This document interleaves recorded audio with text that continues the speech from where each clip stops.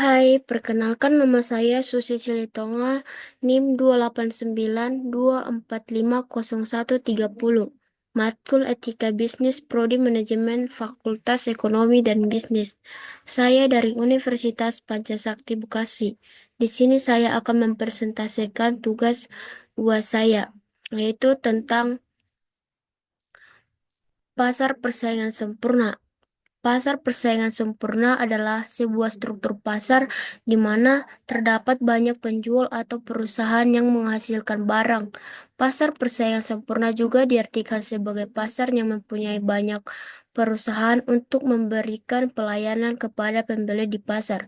Pada pasar persaingan sempurna, jenis produk yang dijual relatif sama atau bersifat homogen. Setiap perusahaan menawarkan barang yang identik, perusahaan lain dapat berperan sepenuhnya dalam saling menggantikan penjual produk satu sama lain. Harga produk terbentuk melalui mekanisme pasar dan hasil interaksi antara penawaran dan permintaan. Pasar yang menjadi penentu harga secara penuh, sedangkan penjual dan pembeli di pasar persaingan tidak sempurna tidak dapat mempengaruhi harga. Pasar persaingan sempurna secara struktur, pasar dianggap ideal karena terdapat banyak penjual maupun pembeli. Mekanisme pasar yang demikian mengakibatkan secara otomatis harga pasar terbentuk dengan sendirinya. Harga pasar ini berlaku terhadap suatu barang atau jasa, apapun yang ditawarkan di pasar. Dalam pasar persaingan sempurna, pasar perusahaan tidak dapat menentukan harga produk yang ditawarkan secara sendiri. Harga produk yang dijual oleh perusahaan harus berdasarkan kepada ketetapan harga yang ditetapkan di pasar. Harga yang ditentukan oleh pasar wajib diterima oleh setiap perusahaan yang turut serta di dalam pasar tersebut. Perusahaan yang memperoleh laba secara maksimum dengan menyesuaikan jumlah produknya. Pasar persaingan sempurna tidak ditentukan secara ideal. Dalam dunia nyata, pasar persaingan sempurna hanya hampir dicapai oleh beberapa jenis industri makanan seperti tertentu, seperti industri tempe, tahu, kerupuk. Selain itu, terdapat beberapa jenis produk jasa tertentu yang hampir tercapai kondisi pasar persaingan sempurna, misalnya pasar fotokopi dan beberapa produk pertanian. Dua, pasar bebas. Pasar bebas adalah suatu bentuk pasar di mana segala bentuk kebijakan ekonomi tidak dijadikan patokan dalam melakukan jual beli. Sesuai dengan namanya, setiap pihak bebas melakukan aktivitas ekonomi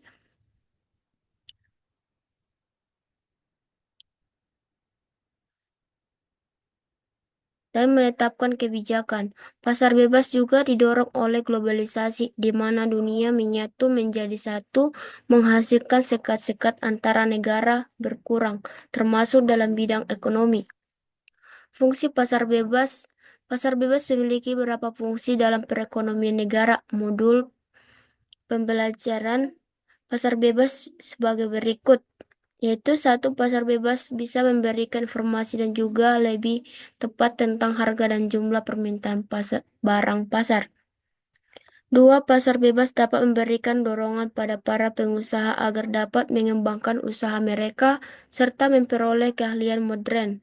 Tiga, pasar bebas dapat memberikan beberapa dengan sepenuhnya pada masyarakat agar dapat melakukan kegiatan ekonomi. Ketiga, pasar persaingan sempurna. Adapun pengertian lain dari pasar persaingan sempurna yaitu sebuah pasar yang nama yang mana selisih penjual dan pembelinya sangat banyak, tetapi dengan barang atau produk yang sama atau serupa. Dengan adanya hal itu, hanya ditawarkan oleh para penjual akan berpengaruh terhadap keseimbangan pasar itu sendiri. Pasar persaingan itu tidak sempurna juga seringkali disebut sebagai suatu bentuk pasar yang tidak terorganisir secara sempurna. Oleh karena itu, jenis pasar tersebut dianggap tidak sempurna karena adanya kecacahan yang bisa menimbulkan ketidakadilan di pasar. Ciri-ciri pasar persaingan sempurna. Untuk mempermudah kita dalam membedakan antara pasar persaingan sempurna dan pasar persaingan tidak sempurna, maka harus memahami dahulu ciri-cirinya. Berikut adalah beberapa ciri-ciri persaingan tidak sempurna, yaitu: satu, jumlah penjual sedikit tapi banyak pembeli. Penjual berhak menentukan harga produknya sendiri. Ketiga, penjual baru akan susah bersaing. Keempat, tidak ada produk pengganti. 5. Barang yang dijual sama. Jenis-jenis pasar persaingan tidak sempurna yaitu: satu, pasar monopoli. Pasar monopoli merupakan suatu kondisi di mana hanya ada satu produk atau penjual yang dapat menguasai pasar dan melayani semua konsumen yang datang.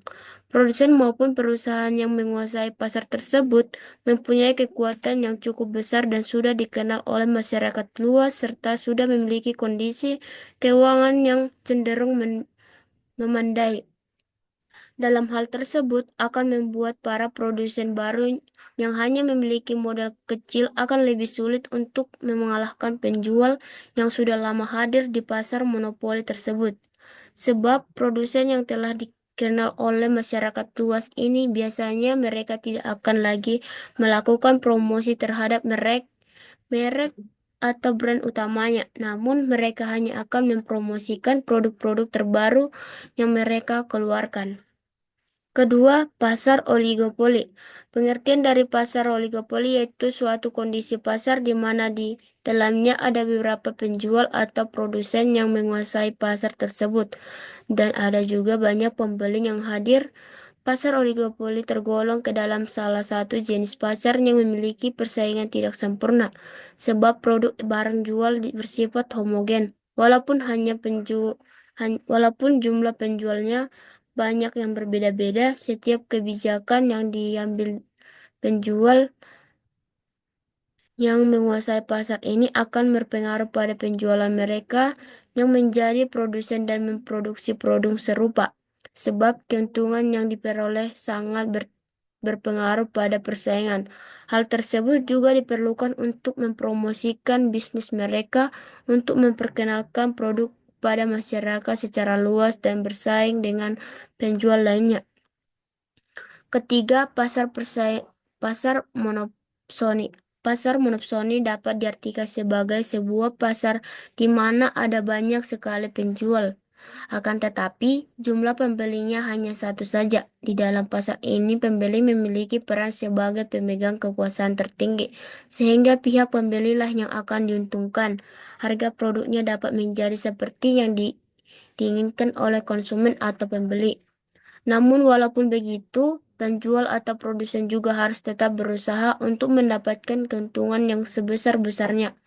Untuk kualitas produk yang ditawarkan oleh para produsen pada dasarnya sudah terjamin kualitasnya. Sebab, namun pandangan akan selalu berusaha memberikan produk terbaik pada pembeli, supaya tidak kalah saing dengan penjual lainnya. Yang keempat, pasar oligopsoni. Pasar oligopsoni merupakan suatu jenis pasar yang memiliki banyak sekali penjual dan beberapa pembeli saja. Harga produk ataupun yang jasa yang ditawarkan di pasar tersebut cenderung lebih stabil. Untuk harga produknya sendiri bisa ditentukan oleh pembeli atau konsumen. Namun penjual tidak akan sampai mengalami kerugian atau tidak berdaya dalam menentukan harga pasarnya sendiri.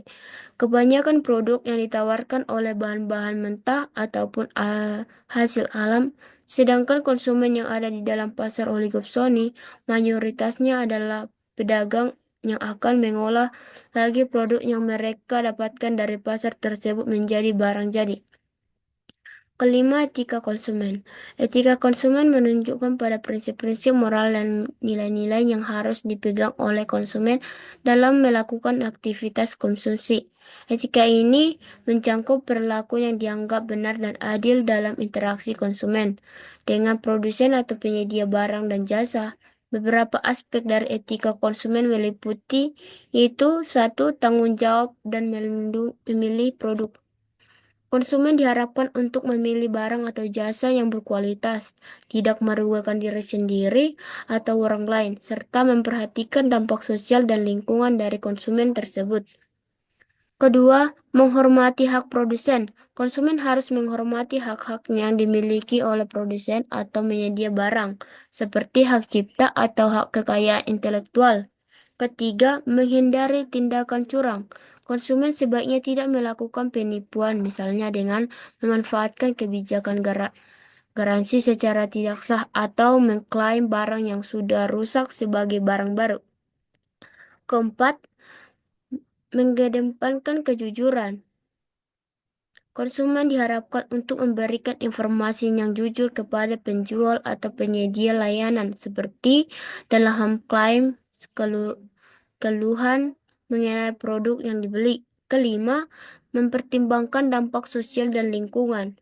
Konsumen diharapkan untuk lebih sadar akan bagaimana keputusan pembeli mereka mempengaruhi masyarakat dan lingkungan, seperti mendukung produk yang ramah lingkungan atau perusahaan yang memiliki kebijakan yang adil terhadap pekerjaannya. Berikut adalah beberapa etika konsumen yang perlu diperhatikan, yaitu satu, bisnis dan perlindungan konsumen. Bisnis dan bisnis dan perlindungan konsumen adalah dua aspek yang saling terkait dalam dunia ekonomi, di mana bisnis berjuang untuk memperoleh keuntungan, sementara perlindungan konsumen bertujuan untuk memastikan bahwa hak-hak konsumen dilindungi dan mereka mendapatkan produk atau layanan yang aman, berkualitas, serta sesuai dengan harapan. Kedua ini sangat penting untuk diciptakan hubungan yang adil antara produsen dan konsumen yang dapat gilirannya dapat meningkatkan kepercayaan dan keberlanjutan pasar. Kedua, hubungan konsumen dan produsen. Hubungan antara konsumen dan produsen adalah hubungan yang saling bergantung dan sangat penting dalam pasar. Kedua belah pihak memiliki peran yang berkuasial dalam memastikan kelancaran dan perekonomian dan kesuksesan dalam pertukaran barang dan jasa.